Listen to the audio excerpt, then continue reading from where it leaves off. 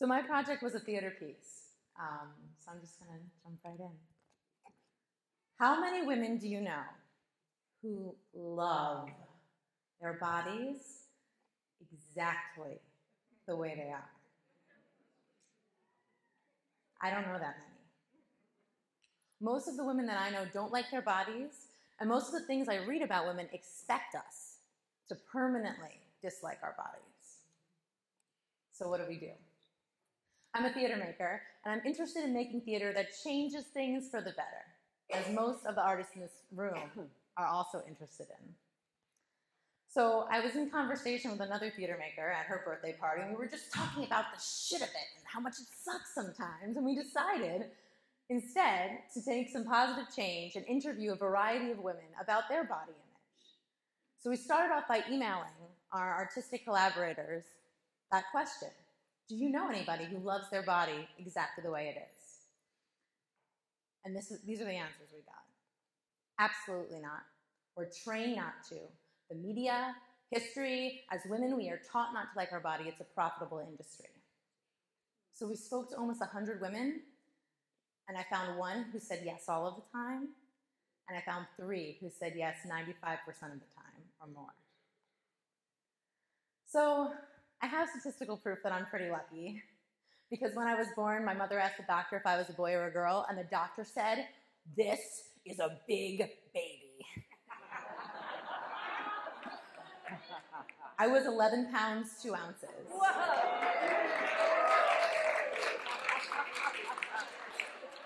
That's the 110th percentile for weight, if you're not familiar. So since then, one of the greatest blessings my mother's given me is the blessing of feeling strong in my body. And I also found support networks in person and online that helped me appreciate what I have. And then when I dated a woman in college, it was so hard to hear the person I loved speak badly about herself. So these are just some of the things that radicalized me to this powerful notion of love. I can think of no force stronger than love. And yet, when it comes to many women in our relationships with our bodies, there is so much fear, hate, mistrust. So how can we begin to heal our relationships and radically love our bodies? One of the women I spoke to said this: I think the strongest people I know are the people that are all right with themselves, because if you don't like yourself, it's going to be hard to like anybody else. It's like a blessing, really, I think, because you're able to notice more, because you're comfortable. So how can we encourage being comfortable? Because there isn't a body store. If you don't like your body, you can't walk down to the corner and buy a new one. There's no house flipping. There's only one place you have to live, and that's your body. So every single woman I interviewed told me something fascinating. We were raised with the viewpoint that as a woman, you need to basically hide your body because it's an eye trap for men. So anything curvaceous, boobs, hips, too low. My shirt right now would be extremely low. Collarbone, not necessarily elbows and wrists and things like that, but it was all about covering yourself so you don't create a trap for other men to look at you, because then they're going to look at you and that's a sin. So I was very much, starting around 12 or 13, I had very vivid memories, emotional memories, and vivid memories of clothing, of covering my body. And I was definitely a chubby teenager, and a chubby teenager who was developing early was all about covering. Nothing was really fitting well, because that meant it would be form-fitting. And it would definitely be covering, and it still very much affects me. I'm 31, and I still feel more comfortable, even though I live in New York now and don't wear tank tops. I'm a different woman, and I'm more comfortable with clothes on. I hate the summer because I don't like wearing shorts and being hot and sweaty and wearing less clothing. I just feel naked. And so I still think a part of myself sees that 13-year-old girl that needs to cover. So we have these many women who don't love their bodies, and then women who do are made to feel badly about doing so. We all feel alone and are not. And women who work as models also struggle, and women who don't look like models, they struggle too. I get a lot of varying messages. I get a lot of what seem to be positive comments, yeah, but also kind of passive-aggressive, and at the end of the day, more cruel than anything. Like people who are like, oh my God, I hate you. You're so thin. That's not really a compliment to me. I get that a lot. I've always been thin. So it was just my body type. I don't think it was a positive quality or a negative quality. I've never heard stories like this before. So my collaborator and I wanted to tell these women's stories and create space for more reflection and more women sharing their experiences. We interviewed women, all women, both of us writers were women, the director woman, the stage manager woman, and our entire cast that performed this play was women. Oh yeah, so in my family, I'm always the small one, but my husband is Vietnamese, and they're very small, petite, and I'm like a giant, a big fat giant, big to them, like I didn't even realize it, but culturally they're very outspoken about with body image issues, and it's so funny, because it'll be mixed, like when I was younger, I was a little chubby. Oh, good, she looks healthy. And the mother liked that. And then when I would get thinner, oh, she looks healthy. And then if I gain it back, oh, what happened? She's so big. Can't win. It's just such a different body type to them. I'm a good half a foot taller than all the women in his family, and it's just a different body type. And they look at me like, oh my God, she's so big. So we cast the show, and we wanted a variety of actors to play the variety of body types. It was really important for us to get that right, and we got racial, age, and body diversity. We got actors who are Asian, Hispanic, Black, and white, large and small, and our cast was mostly in their 20s to 40s. I get that I'm slender, and that's kind of a negative, but generally because in African American or Black culture, when I'm walking down the street, I get the, oh, she's too skinny, or she doesn't have, fuller hips or a nice round behind, and those type of things. It's almost like I'm not beautiful at all. And then when I go into more non-African American, non-Black spaces, I get the, oh, you have a nice body because you're skinny, and it's a westernized ideal. It's this doublespeak. I have like the perfect body outside, but in my culture, I don't. I'm okay, but I really should look a certain way. So it's kind of hard to navigate through sometimes. So we presented the show as a staged reading at Planet Connections Theater Festivity. We combined fictionalized monologues written by myself and my collaborator with these beautiful interviews. And the interviews were the compelling heart of the show. The audience was quiet and really listening to each word as women told their truth. And the women in the audience thought the play was beautiful.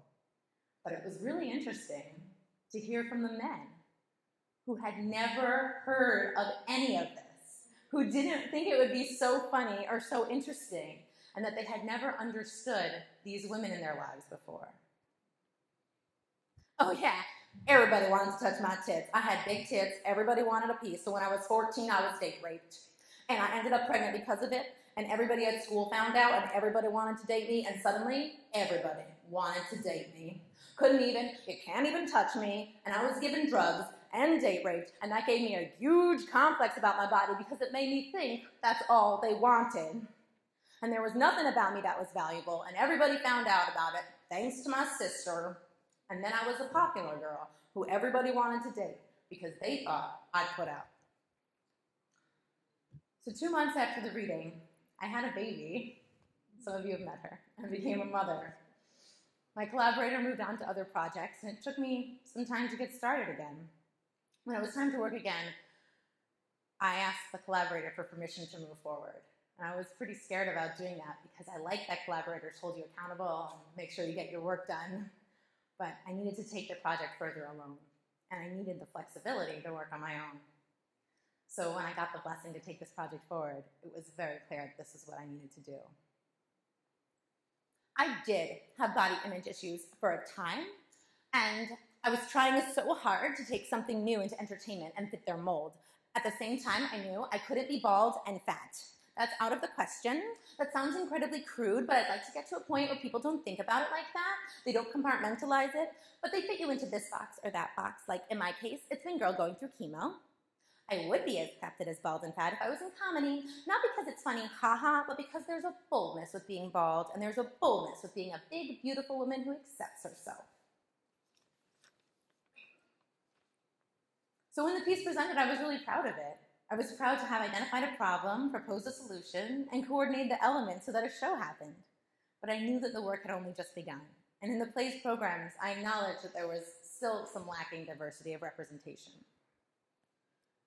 Being a trans woman, a female-identified person who started off in a masculine body, I didn't always like my body. I feel like the more I connected with who I am as a person, the more I began to fall in love with my body. When I went back to work on the piece, after the baby, I put out a call for more stories. I asked to interview women in non-entertainment careers, women who use mobility devices, women from non-white cultures, women of varying economic means, women over 50, and trans women. I'm still conducting interviews. I've had 3 children, and that's far more interesting than being a size 6 or a size 8. When I was so highly focused on exercise, and when I was eating, there was nothing else there. There was no more time to do anything else because of all the time and energy I was putting into my body. And I could have so much more fun and an interesting life. My body's going to age and continue to age and wrinkle and stretch marks and all of that stuff. And I'm going to have interesting things happen. And when I get older, all I'm going to be left with is a wrinkled body that was skinny at some point. So now that I'm home with the baby, I have less time, and my daily focus has turned from the macro to the micro. But I love the currents that have started as a result of these interviews, this play, and the conversations. I'm really proud that this was my last grand artistic venture before I brought a baby into being. So the last question of our interviews, one we asked everybody, was what would happen if everybody woke up tomorrow and just loved the bodies they were in? It's hard for me to even put that image into my brain, so I can't even imagine what it would be like. Wouldn't we all just be like incredibly content and happy? Wouldn't we hate so much less? I think that we would be so much less jealous. And think about how much anger comes from jealousy, because we're just constantly comparing and contrasting. But if I just didn't give a crap, if I was just loving this so much, it wouldn't matter what that person was doing. I would just be thriving in my own awesomeness, smiling all the time. Shit, advertising will go straight to hell.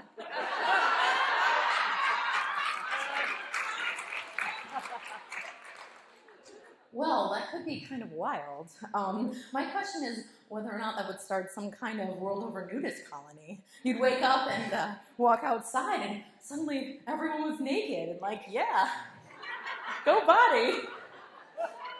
I'm a bit of a free spirit, but I don't know that I want everyone else to be.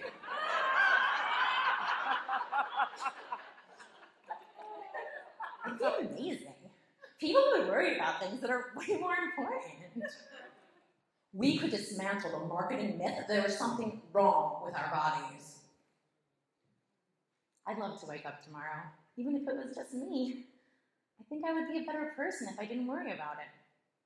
And that's what I'm working towards. It would be beautiful. I would like it. So this is just the beginning. I'm hoping to take good shape the play throughout the nation. I want to continue the conversation until most women I meet can tell me that they honestly love their bodies. I hope to see it in my lifetime. Thank you.